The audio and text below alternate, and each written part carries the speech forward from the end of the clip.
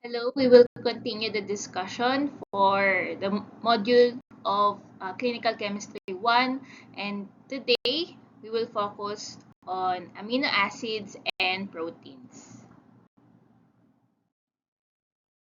So what are amino acids? So basically, they are the building blocks of proteins, and since building blocks sila, they are considered as the primary structure of proteins. So what is the composition of amino acid? It is composed of N-terminal, dito makikita ang amino group, C-terminal, contains your carboxyl group, R group, which contains the side chain. Ito yung magsiset ng function ng amino acids natin. And they are linked by peptide bonds. So, this is the structure of amino acid. Again, no, it contains your N-terminal, which contains your amino group, C-terminal, carboxyl group. Yung R group naman, nandito ang side chain. And and yung mga amino acids natin, no, they are linked by again your peptide bonds. No? Saan makikita ang peptide bonds?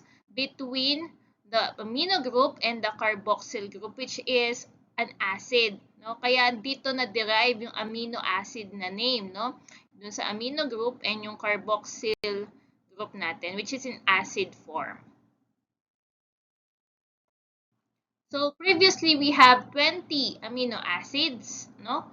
And hindi naman natin to i-memorize isa-isa na pero important na malaman natin yung different classification based on the characteristic of their side chains, no? So, how do we classify amino acids? So, number one, different types of amino acids based on its origin, saan galing. So, we have two groups, non-essential amino acids and essential amino acids. Sa non-essential amino acids, no, kaya siya tinawag na non-essential, hindi mo kailangan hanapin through food or through outside sources kasi nasa loob na ng katawan mo. So, paano natin ma-generate yung amino acids from within our body? So, una, meron tayo tinatawag na amino acid pool. No? Naiipon yan through the breakdown of proteins. Okay? Diba? Again, yung building blocks of proteins is amino acids. So, pag nag-breakdown yan, it will revert back to amino acid molecules. The next, essential amino acids, kailangan mo yan hanapin externally, lalong-lalo na from food. So we have only these types of amino acids. No? Meron tayong mnemonics na private, Tim Hall, no? PBTTIM, HALL. So meron tayong phenylalanine, valine, threonine, tryptophan, isoleucine, methionine, histidine, arginine, leucine, and lysine. So, must know yan. Pakilagyan natin ng star. Okay? These are the essential amino acids and can only be generated from food sources. So, next, ito yung madugo. No? Based on its chemical properties, lalong-lalo na yung R group or the side chain. So, meron tayong 1, 2, 3, 4, 5 groups based on chemical properties. Una, yung non-polar aliphatic R groups, polar uncharged R groups. Next is aromatic R groups. Next, positively charged R groups. And lastly, your negatively charged R groups. So, minememorize din natin, no, itong mga amino acids based on their R group or side chain. So, for easy learning, I have lifted some mnemonics from the internet, no? Paano natin mas mapapadali yung pag-memorize ng mga to. So, for non-polar aliphatic side groups, no, meron tayong glycine, alanine, valine, leucine, methionine, and isoleucine.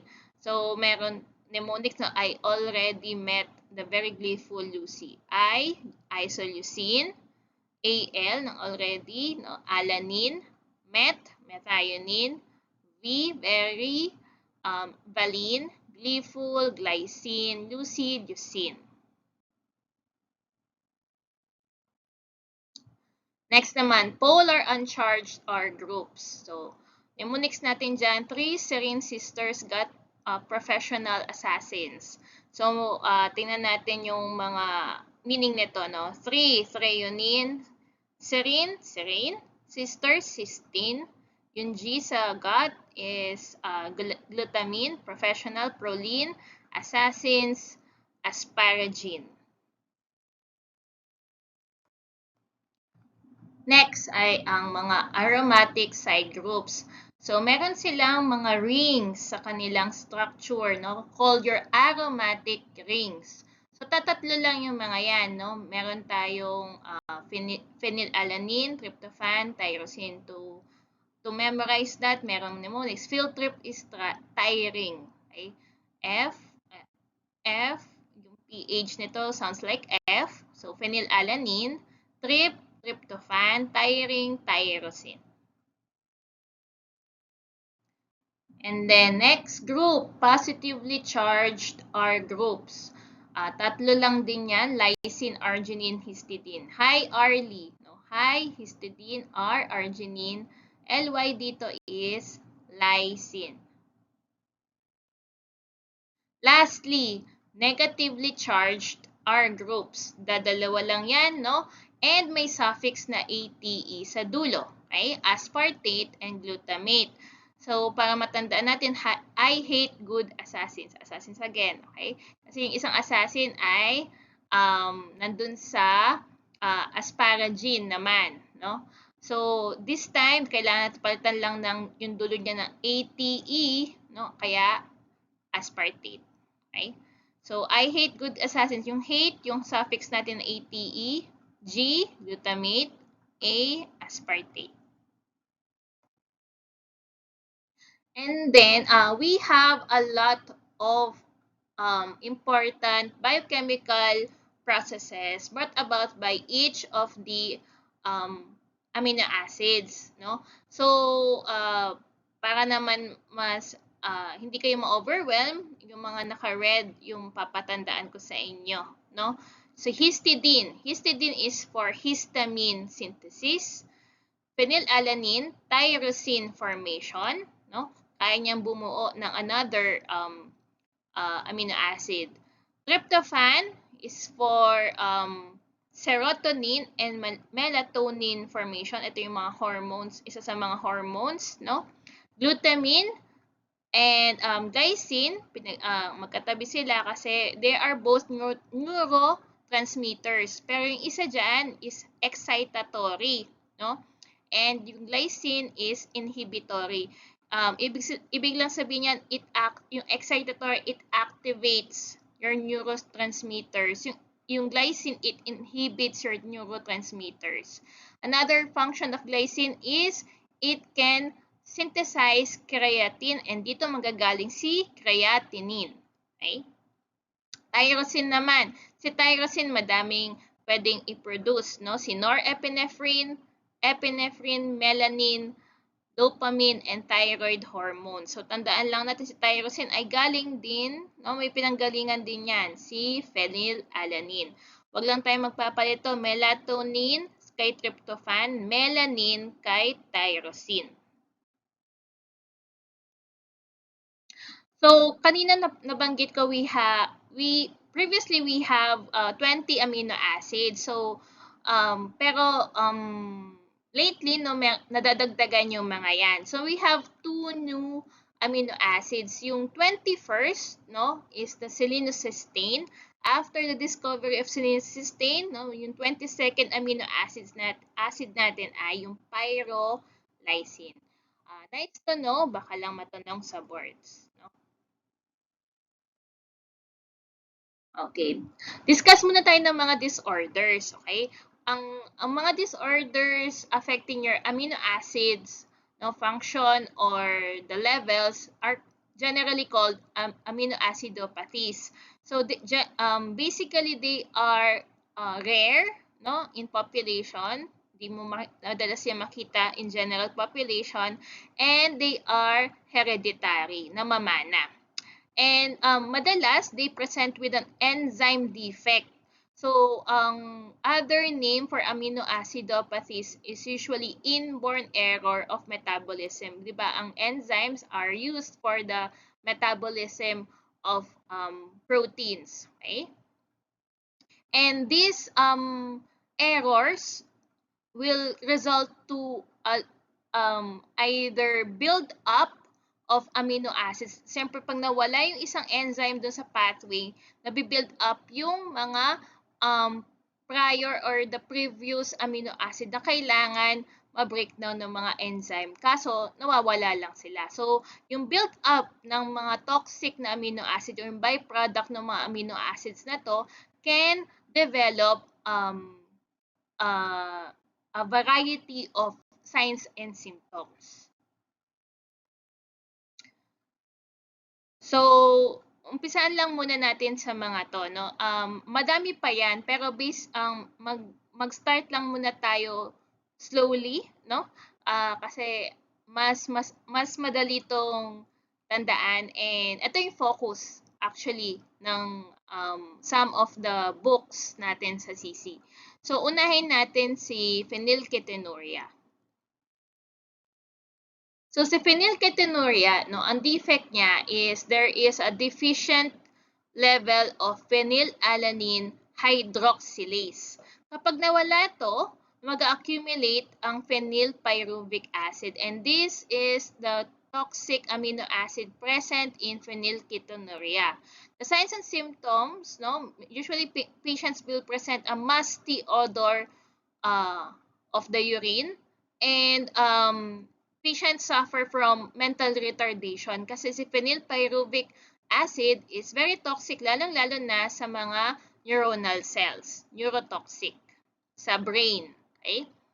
The laboratory tests, no, i-divide lang natin yung discussion into screening and confirmatory. Sa screening methods, historically, no, ginagawa ito, the Guthrie bacterial inhibition test. Next is the microfluorometric assay. So these are screening methods. It will only say if this is absent or present, no? Pero to confirm, no, if the levels are at standards within the reference range, mas magandang gamitin si HPLC or the high performance liquid chromatography. Okay, let's focus muna sa test na to, the Guthrie bacterial inhibition test. In this test, we make use of the following. Number 1, yung spores of the Bacillus subtilis and a culture medium with beta-2-thioenolalanine. So, kailangan nito na naka-incorporate sa culture media kasi ito yung ating, kumbaga, marker kung present yung accumulation ng phenylalanine sa phenylketonuria. So, ano ba ang action nitong reagent na to? Si beta-2-thioenolalanine will inhibit Bacillus subtilis. Kung masyadong maraming phenylalanine sa specimen, lalo-lalo na in a patient with PKU or phenylketonuria, okay, phenylalanine will stop or inhibit this reagent. Kapag wala nito, it will promote the growth of this bacteria, the Bacillus subtilis. So again, no, kapag normal ang pasyente, hindi nag-accumulate ang phenylalanine, walang ma-inhibit yung growth nito. So walang growth of bacteria sa culture media. Okay? Kung meron tayong phenylketonuria, merong accumulation of phenylalanine, ang phenylalanine will stop this reagent, thus yung presence ng Bacillus subtilis will screen or will mark that the patient may have PKU or phenylketonuria. So no growth, normal. With growth, may sakit, PKU. Yung next test natin para sa PKU ay microfluorometric assay. So it makes use of a fluorescent dye, no? So meron tayong mga ang fluorescent dye natin ginagamit ay yung copper tartarate, okay? Para ma-mark natin or magkaroon ng reaction with the fluorescent dye, no? Kailangan i-combine natin yung phenylalanine present in the specimen with ninhydrin, succinate, and lucilalanine. So, ano ang end color kapag masyadong or meron tayong accumulation of phenylalanine? The end color is green. No? Lagi kapag may copper, green ang color. Next naman, tyrosinemia. There are two types of tyrosinemia. Meron tayong type 1 and type 2. Type 1 ang more common sa general population. So we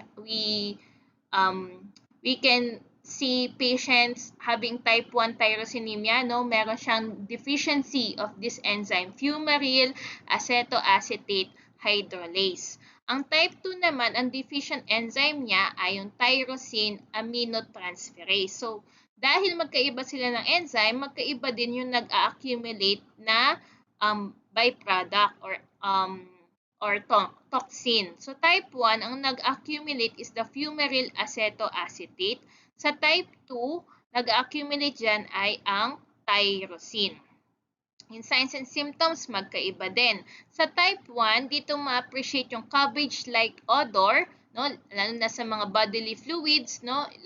Urine, sweat, mga yan.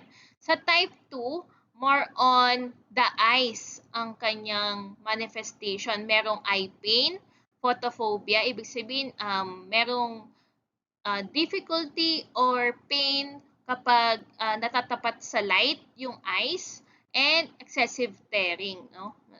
Nagluluha yung eyes. For the laboratory test, meron tayong screening test muna.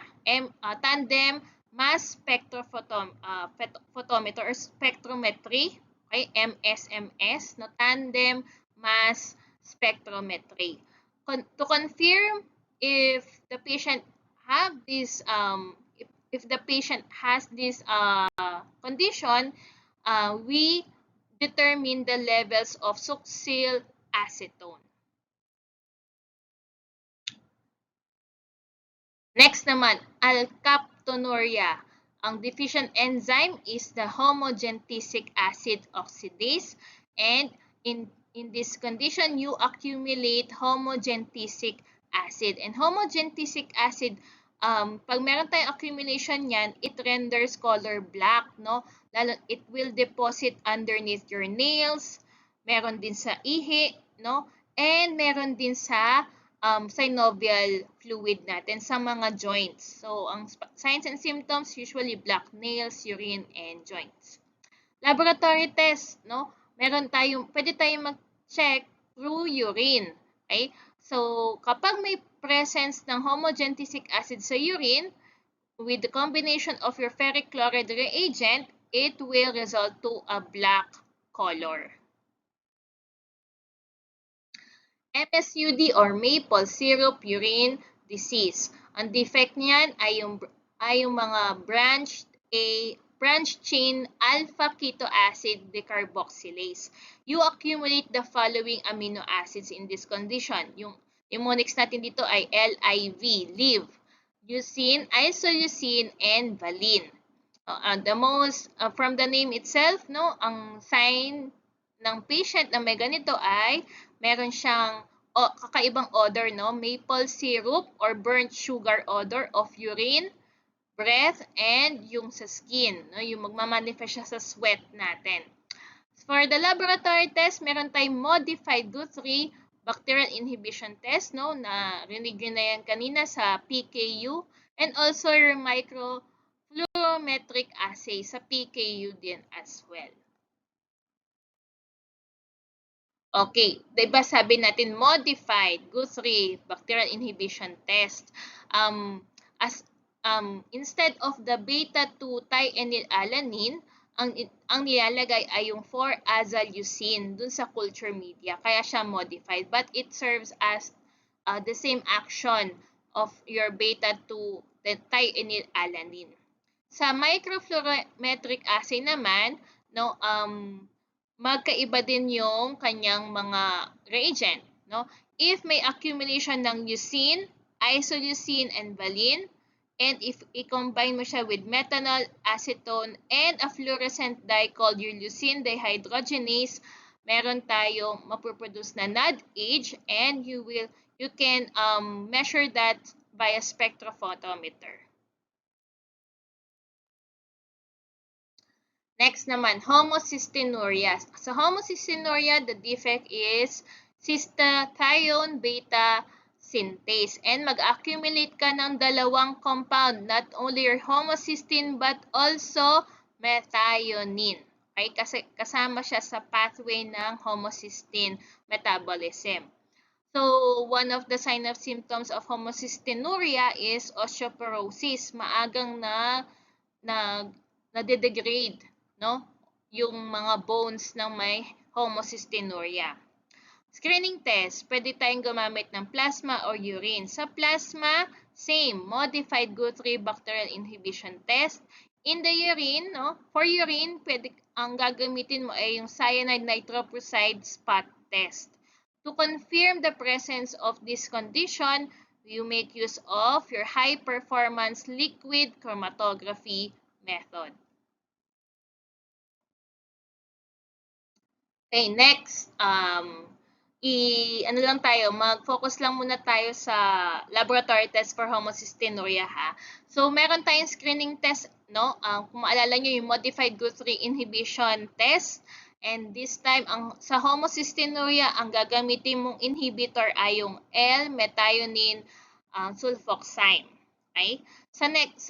For urine, yung cyanide nitroprusside spot test tayo. So, meron tayong dalawang way to do this test. Una, no, pwede kang mag-homocysteine plus your reagent cyanide nitroprusside to produce your purple red color. Pero, marami tayong interfering substances and you cannot create the end color. So, yung next step mo is to decrease these interfering substances or the effect, no, ng mga interfering substances by using a silver nitrate reagent to produce, halos magkasing color lang, no, pero this time medyo mas specific si Bishop. Magenta color yung end product ng test na to. Okay, next naman na tayo, no, sa proteins na tayo, no? Pag pinagdikit-dikit mo yung amino acid through peptide bonds, you produce your proteins. So, basic structure niya, it contains your carbon, okay? Your hydrogen, oxygen, and nitrogen. No? Ito yung apat yung basic molecules that make up the proteins. So, saan nasi-synthesize or napoproduce yung mga proteins natin sa katawan? Mainly by the liver. So, meron tayong mga exceptions dyan. No? Isa sa mga exception ay mga immunoglobulins. Immunoglobulins are produced naman by your plasma cells. So, isa sila sa mga exception. Ang mechanism of protein production will depend on the genetic information natin. No? Iba-iba yan. Depende rin dun sa type of amino acids comprising a specific protein. So how do we break down proteins? The main objective of our body is to not accumulate proteins. Okay? So we need to break down proteins into smaller components. Naalala niyo yung CHON? Okay? So, yung N doon kasi, the nitrogen is very toxic to our organs. So, basically, kailangan matanggal natin yung N part ng proteins. So, saan madalas nagbe-breakdown ang mga proteins? So, una, pwede tayong mag-breakdown ng proteins through digestive tract using your enzymes. Okay? Kidneys naman, no? Pwede rin doon, no? Pwede kang expel mo siya through urine. And then, next naman sa liver, para ma-convert yung proteins into smaller building blocks called amino acid. So what are the byproducts of protein catabolism? So una, no, unang-unang byproduct niya ay ang ammonia. Pero yung ammonia, hindi yan magpa-pass through sa hindi yan ma-excrete readily ng katawan natin. So kailangan niya ma-convert yung ammonia into urea. And urea can be readily excrete via urine. The next byproduct is keto acids. Keto acids naman, no, babalik yan sa system natin kasi kailangan natin yan in case of hypoglycemia. Kasi si keto acids can be converted to glucose. And if ever, no, kung medyo madami kang keto acids na naipon, ang keto acids can be converted into fat. And this conversion of glucose or fat can be used as an energy source.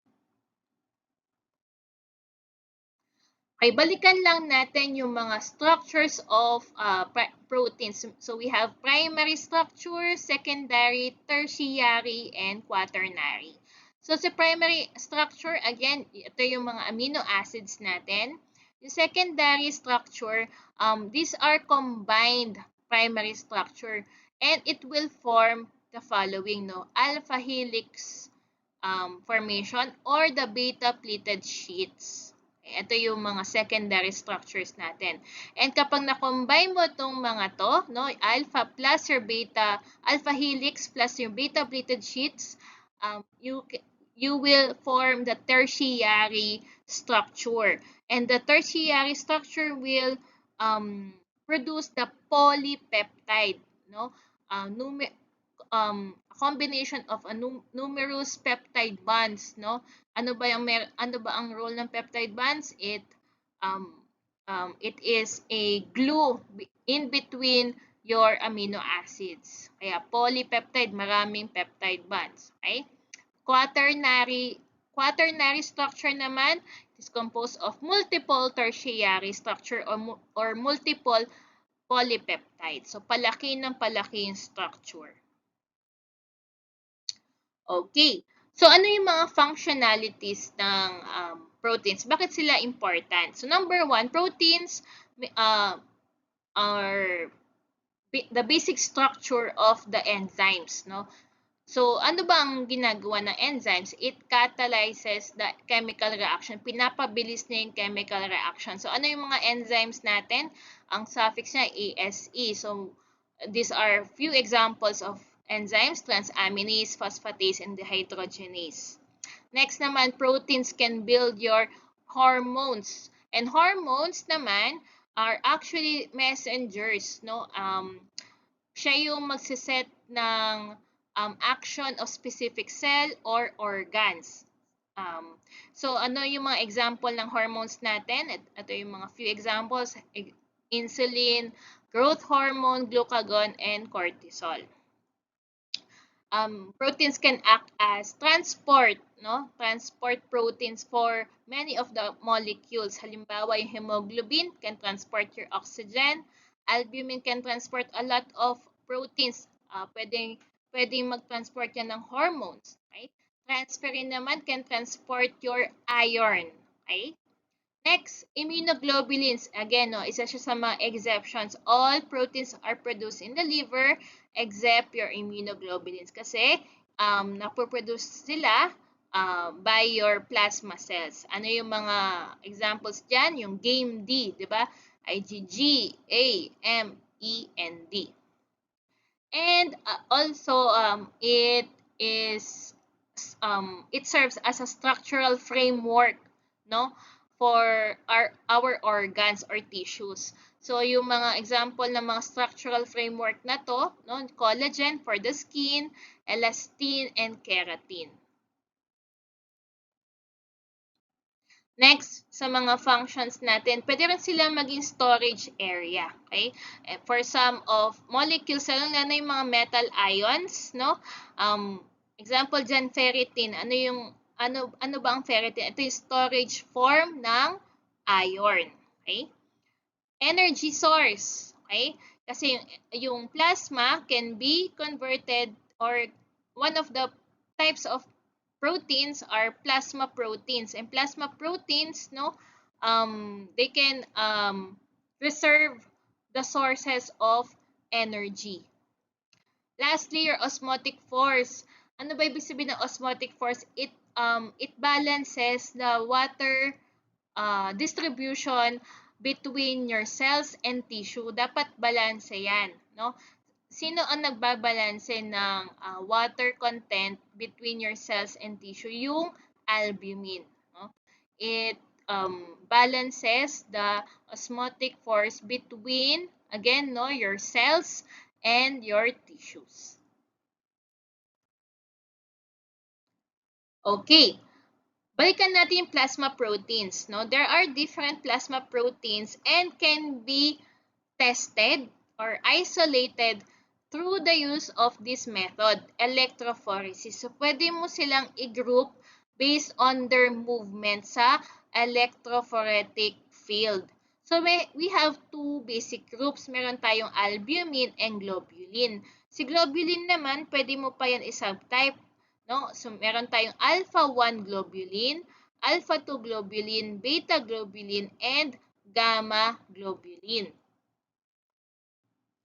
Unahin natin yung groups ng proteins under albumin. No? Number 1, prealbumin, or other name in other books, transthyretin. No? The recent name is the prealbumin.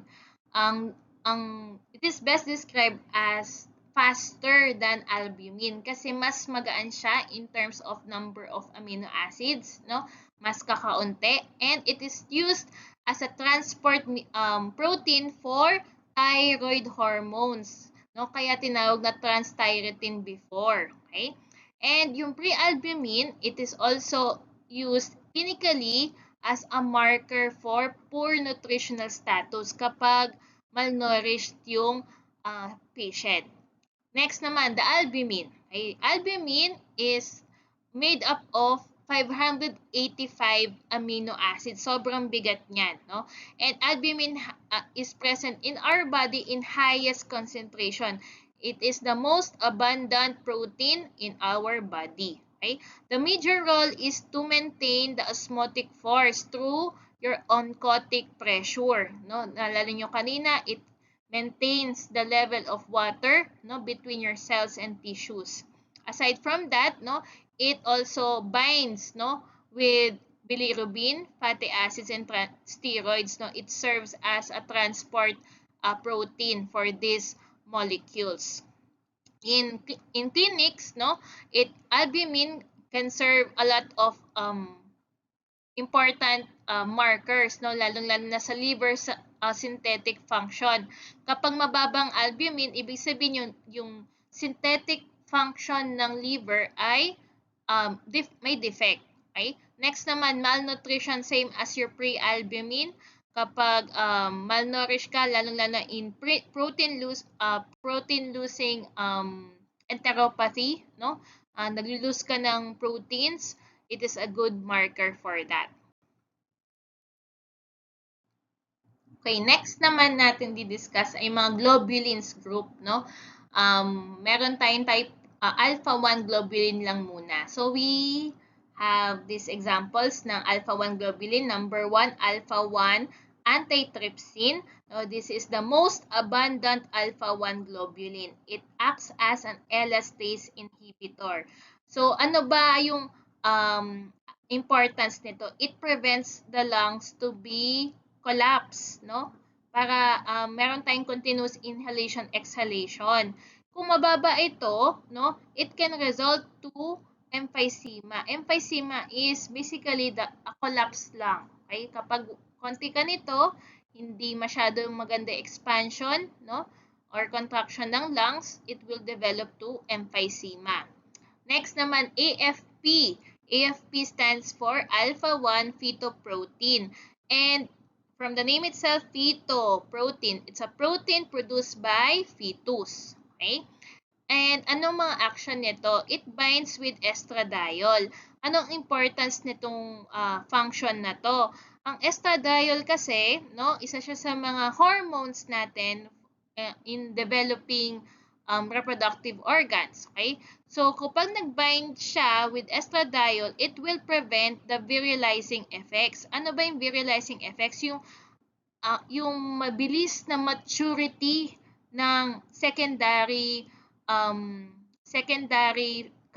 reproductive features natin such as yung development ng breast, pubic hair, yung mga yan. Kasi sa baby, dapat wala pa yung mga yan. Okay? So, in clinics, no, it is used as a marker for Down syndrome and NTD or neural tube defect. So, paano siya ginagamit? Usually, kukuha ka ng sample mo through amniotic fluid. Okay? So, kung mababa ang levels, masyadong mababa ang levels ng AFP, ang pwede niyang i-signify ay pwedeng magkaroon ng Down syndrome ang fetus, or if sobrang taas naman, elevated. So, pwedeng ang meaning niyan, meron siyang neural tube defects or NTD. So, down, decreased down, elevated neural tube defects. Okay, next group naman, alpha-2 globulins. Ano yung mga example niyan? Haptoglobin, ceruloplasmin, alpha-2 macroglobulin. Unahin natin haptoglobin. Haptoglobin, no, halos same siya ng hemoglobin. It has 2 alpha chains and 2 beta chains. And this is the transport protein for hemoglobin or free hemoglobin in the bloodstream. Kapag masyadong mababa yung levels ng haptoglobin mo, ibig sabihin marami siyang na-bind na free hemoglobin. So, ibig sabihin yan, baka nasisira yung mga RBCs such as in hemolytic disease. Next naman, ceruloplasmin. Ceruloplasmin is the only protein that contains copper. Kaya, it is a transport protein for copper. In practice, no, it is a marker, no, used for Wilson disease and Menkes syndrome.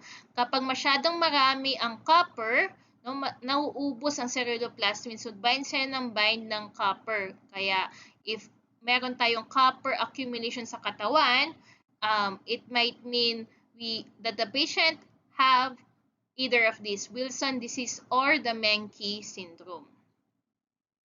Lastly, your alpha-2 macroglobulin, which is the most abundant type of the alpha-2 globulin. And in terms of molecular mass, no, second heaviest siya. Okay? It inhibits most of the proteases. No? Ano ibig sabihin ng proteases? Enzymes that break down your proteins. And if ever no elevated siya no sa level ng reference range, no, mas lagpas siya sa reference range, it might mean that the patient have been suffering from nephrotic syndrome or nephrosis.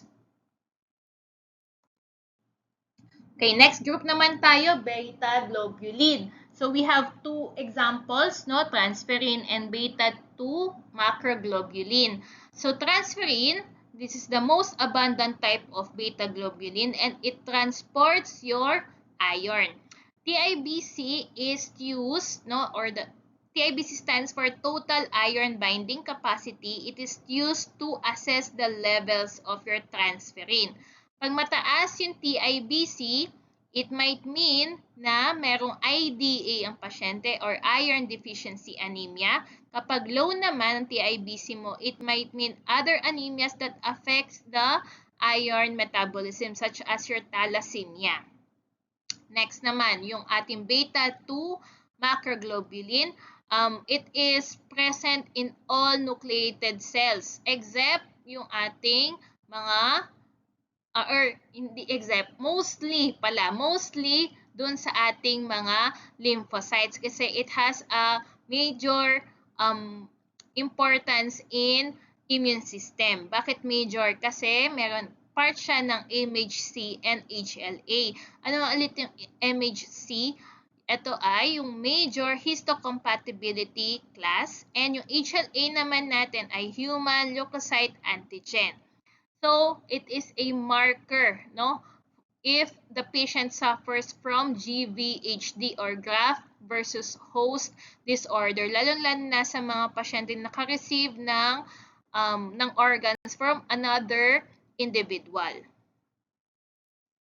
So, other beta globulins, meron tayong lipoprotein, complement, and fibrinogen. Unahin natin lipoprotein. Lipoprotein, so meron siyang lipids and meron siyang proteins, and these are transport proteins for lipids. And if ever mataas to, no, it might mean na patient is predisposed to the development of atherosclerosis or nangangapal yung mga blood vessels, no? Complement, lalo marami tayong types of complement na naaral natin back in immunology. So, sa lahat ng complements, C3 is the most abundant complement. And again, no, this is important for our immune system. C3, again, no, it is used as an acute phase reactant. Kung meron kang sudden inflammatory condition, pwede to tumaas. Lastly, your fibrinogen. Fibrinogen is actually a glycoprotein. Glyco means meron siyang carbohydrate component and a protein component. Fibrinogen, no, kailangan yan for hemostasis, no, to form the stable fibrin clot. Kapag masyadong mataas si fibrinogen levels mo, ibig sabihin, ang patient has a high predisposition to develop hypercoagulable states, no, mga thrombotic disorders natin. Ayan, last na, CRP or the C-reactive protein. Kaya siya C kasi galing siya sa capsule. Capsule ng ano? Capsule ng isang bacteria called your Streptococcus pneumoniae. Okay? And ano ang importance ng CRP? CRP is important in binding of your complement proteins with the pathogen, lalo na sa mga fungi and bacteria. Again, no, katulad siya ni complement, it can be used as a marker for acute phase reactant. Okay, next group naman tayo, gamma globulins. No, meron tayong iba-iba dyan, no? Yung mga immunoglobulins natin, lalo-lalo na yung mga IgA, IgD, E, G, and M. So, explore lang natin sila ng mabilis, no? Kasi iiwanan ko lahat ito sa immunology and serology part of MTAP. So, balikan natin IgA. IgA is found mostly in secretions such as your mucus, saliva, tears, and breast milk. Okay? And ang structure niya is dimeric, dalawa, no? Dalawang structure. IgD naman. IgD is a part of your B cells. Okay? Lalong-lalo na yung B cells na nag-activate ng mga mast cells or basophils in times of anaphylaxis. Monomeric naman ang structure niya. Mono means one. IgE naman, no, to fight off your parasitic worms, or most especially pwede siya mag-initiate ng allergic reaction. And monomeric ang structure niya. IgG, okay. IgG is the smallest type of immunoglobulin because it can cross, no, the placenta papunta siya sa kay baby. Okay?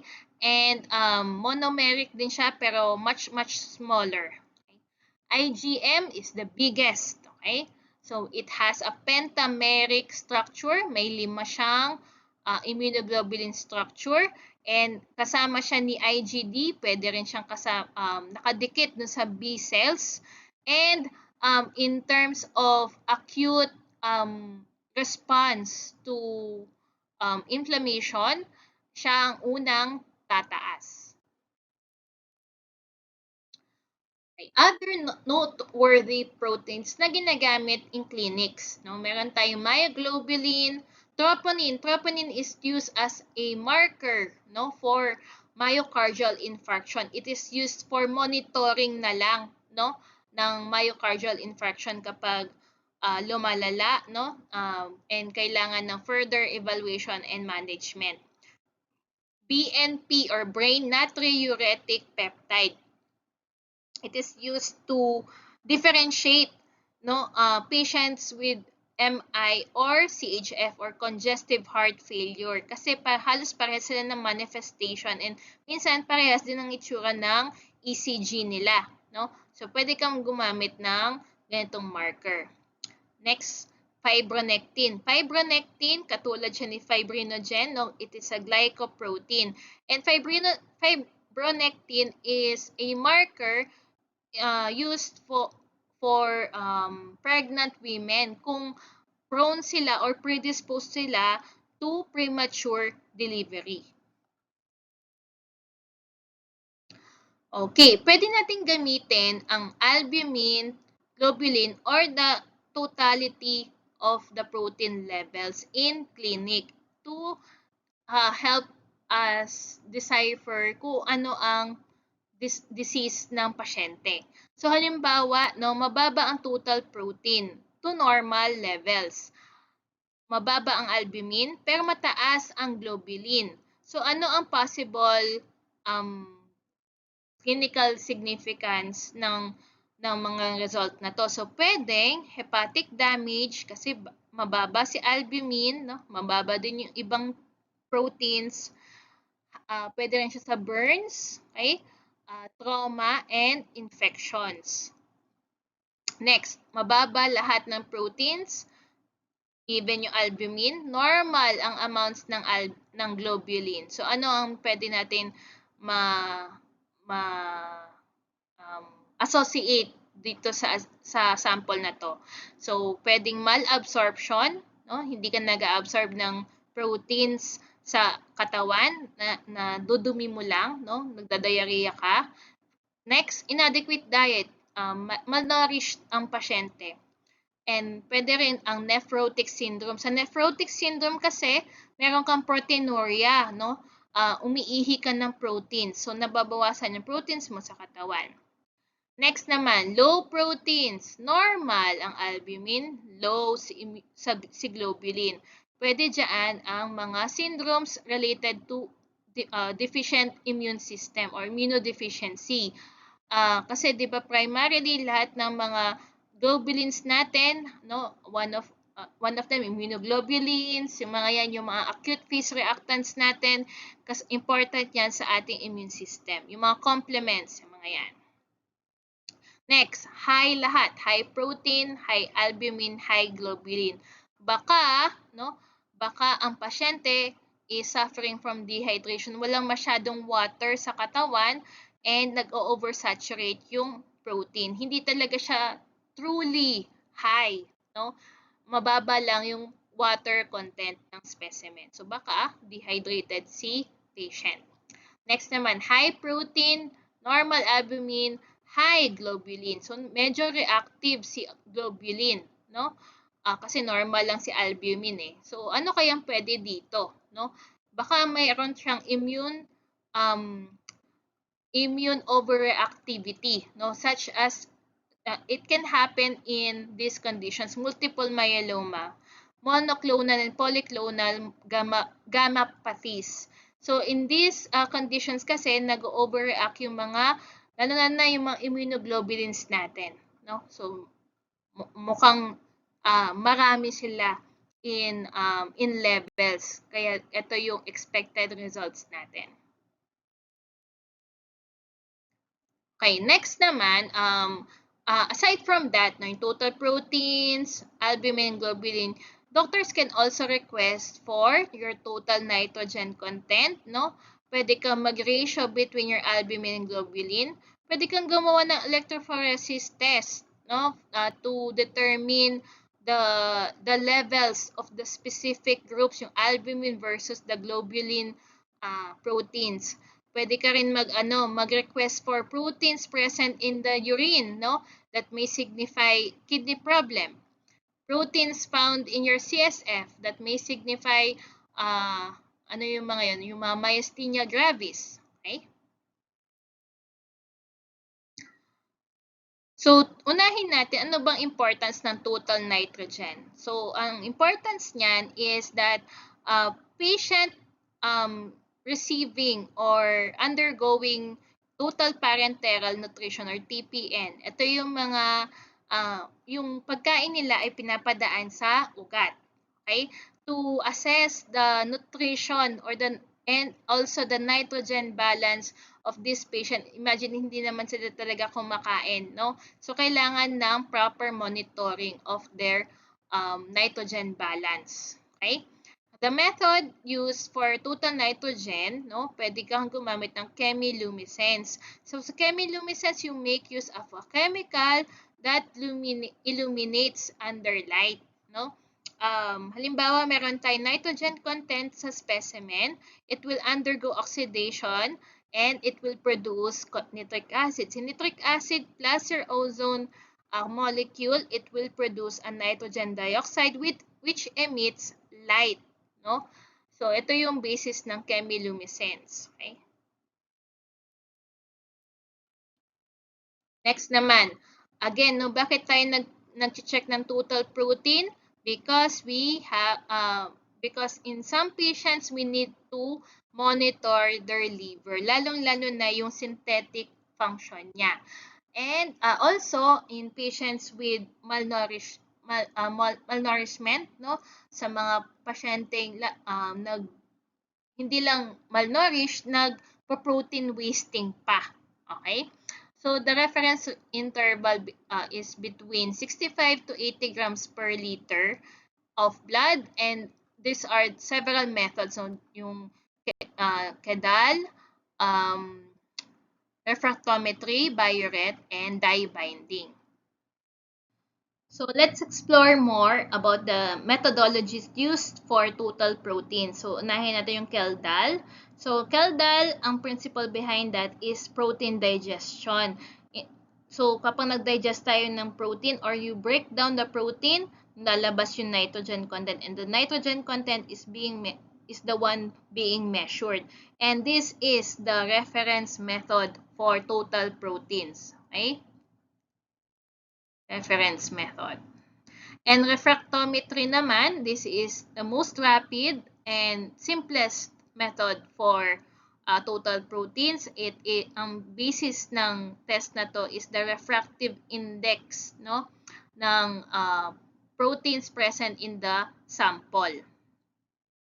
Biuret naman. Biuret is when you combine, no, the peptide bonds found in the proteins plus their copper ions.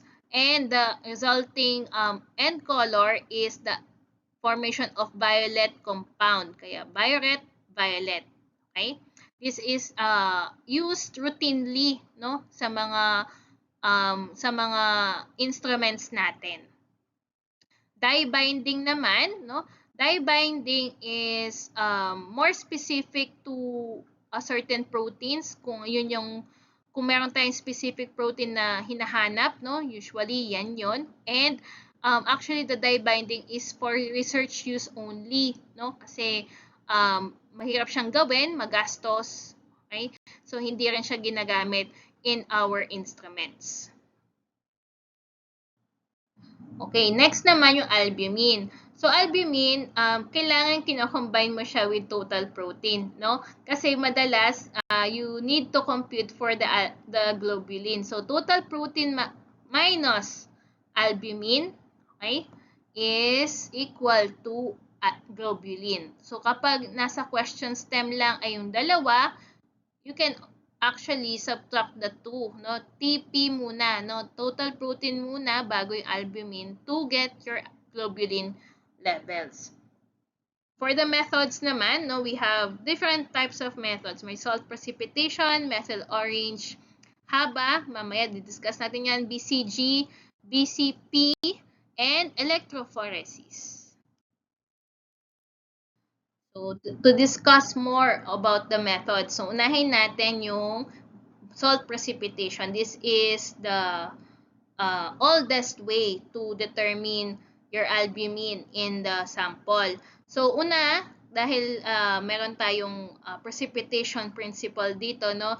You precipitate yung other proteins other than your albumin para mawala sila. Okay? So, yung sa supernatant, nandun na yung albumin. Okay? And the albumin will undergo the Biuret reaction. Again, the Biuret reaction, ano ang end color niyan? Yung violet. Okay? So we modify the method, no? We make use of dye binding na. So meron tayong iba-ibang mga dye binding methods, no? And reagents. So meron tayong methyl orange. Okay? Ang problem lang natin dito, it's not specific for albumin. Okay? Meron tayong haba or hydroxyazobenzene benzoic acid. Okay?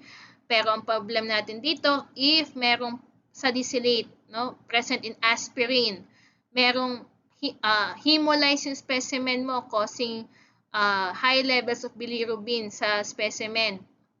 So, pwede yan mag-interfere sa dye binding mechanism. Next naman, ano ba yung BCG? Brome-cresol green. Okay? Sa brome-cresol green naman, this is the most commonly used na dye for albumin, no? Kasi it is sensitive. But so sobrang sensitive niya, it overestimates minsan yung low levels ng albumin. Okay? Next naman, brome-cresol purple naman. Okay? This is actually mas maganda kaysa kay BCG. Specific siya sa albumin, no? It cannot overestimate even the low levels, sensitive and precise. Lastly, no, the most accurate, no, from all of these dye binding methods, yung electrophoresis natin. Electrophoresis, no, gives ang basis niya is the movement of proteins based on the electric charge ng mga particles. Okay, dito naman tayo sa globulin. Significance, minsan, no, wala tayong globulins in patients with agammaglobulinemia. Kapag naman multiple myeloma, sobra-sobra naman ang globulins natin. So methods naman, no, we make use of a colorimetry. We use reagents such as your glyoxylic acid plus copper plus medium with acidic charge plus tryptophan. And kapag ang present ang globulin, ang end color ay purple color. Okay, next naman is electrophoresis, no? You move particles through an electrically charged porous medium, kaya electrophoresis. So you can separate, no, different proteins present in the specimen, no, by moving them according to their charge. So yung charge na sinasabi na to is depende kung ano ang pH na gagamitin as a buffer dun sa electrophoretic medium. So kung negatively charged ang particle, ibig sabihin acidic siya. So hence the pH is greater than the isoelectric point. If positively charged, ibig sabihin basic siya, the pH is lower than the isoelectric point. So in general rule, sino ba ang mabibilis gumalaw na particle in electrophoresis? Mas mabilis gumalaw kapag ang pH ay mas malayo sa isoelectric point, no? Kapag mas malayo, mas mabilis yung movement. So baliktarin lang natin, kapag mas dikit si pH sa isoelectric point, mas mabagal ang movement niya. In a normal patient, no, ito yung normal electrophoretic result. Okay, madami tayong albumin because this is the protein which presents in highest concentration, and then medyo minimal na lang dun sa globulin part, no, yung alpha 1, alpha 2, beta, and gamma globulins natin. Okay. For example, ang pasyente natin ay may ganitong itsura. Medyo mataas si albumin pero hindi ganun kataas, halos kalahati na lang. Pero mas lumagpas in terms of level si gamma globulin. Mataas ang gamma globulin. So ano ang pwede natin ma-arrive na diagnosis dito? Pwedeng meron tayong monoclonal increase sa gamma globulin, and one of the conditions which present with this monoclonal increase is multiple myeloma.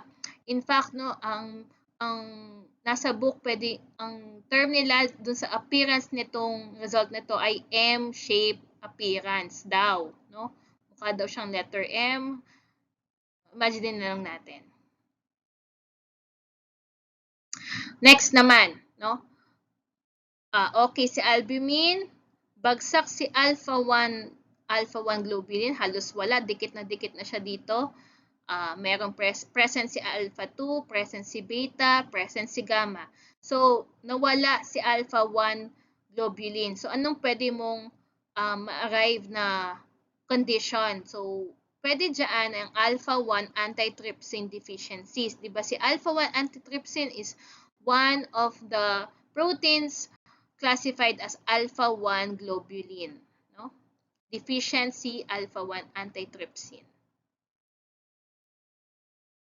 Next naman, okay? Mataas yung ating albumin, okay siya, no? Nasa halos 90 plus, no? Or 80 plus, I mean. Alpha 1, medyo mataas na si alpha 2, no? Beta, mataas din, and then gamma. So, basically, dapat pantay-pantay yan. Pero in this picture, mataas yung dalawa. So, anong possible na, ano natin dito? Syndrome. So, pwede dito ang ating nephrotic syndrome. Kasi pwedeng mataas si alpha 2 macroglobulin. Pero bakit affected si beta globulin? Kasi naisasama niya, nalilift niya pataas, no?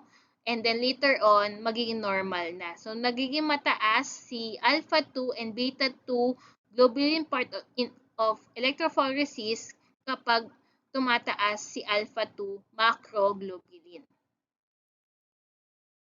Next naman, medyo mataas si alpha 1, alpha 2, and beta globulins, no? Isa sa mga examples ng mga, 'di ba, ng mga proteins under this group ay merong role sa inflammatory reactions natin or response. So, kung mataas itong tatlong ito, baka merong inflammatory condition ang ating patient. Next naman, medyo magulo, no? Okay si albumin, okay pa rin si alpha 1, medyo hindi na umuokay si alpha 2, and meron na tayong magulong beta and gamma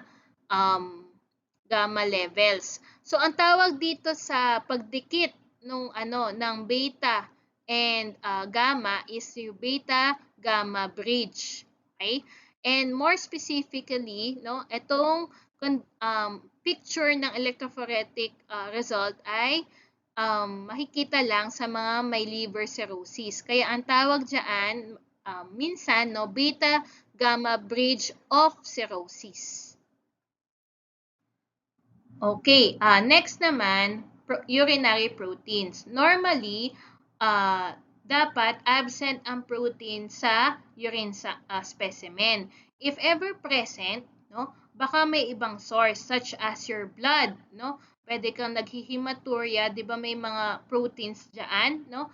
Pwede doon, kaya dahil doon nag-positive yung protein sa dipstick. Next naman, no, pwedeng may mga inflammatory conditions sa mga organs na to, your kidneys, your urinary tract from ureter, urinary bladder to urethra, vagina, and your prostate. So lahat ng mga inflammatory conditions na to na makikita dito, pwedeng mag-cause ng proteinuria. When proteins appear in the urine, no? Ibig sabihin, hindi sila na-reabsorb agad sa renal tubules, no? Kaya baka ang problem natin ay nasa kidney mismo. Kaya minsan ginagamit ang urinary protein as a marker for kidney failure. Okay, next naman, paano ba natin makikita, no, yung proteinuria? So we can screen patients using urine dipstick. Ang principle behind the protein testing sa dipstick ay yung protein error of indicator. Iiwan ko na to sa AUBF, no, lahat ng mga parameters used in dipstick. Okay? And then, once na na-screen mo, no, positive ka sa urine, positive ka sa protein sa urine, next na gagawin mo is to quantitate it. Dapat malaman mo anong levels, no, ng protein yan. Specific na tayo. So, pwede kang gumamit ng 12-hour or 24-hour urine to determine the exact levels of protein present in the urine for 12 or 24 hours. Alright, so that's the last slide. If you have any questions, you may message me via Canvas. Thank you.